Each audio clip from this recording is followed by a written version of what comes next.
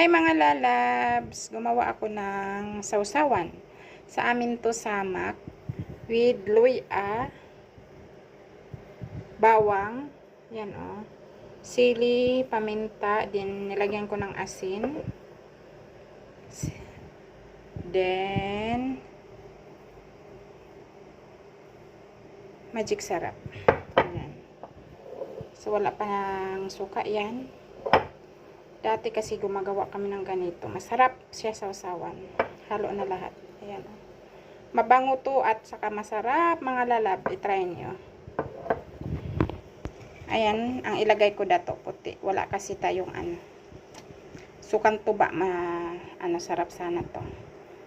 Pero masarap din to. Kahit dato puti. So ayan. Lalagyan ko muna mga lalab. So ayan mga lalab. So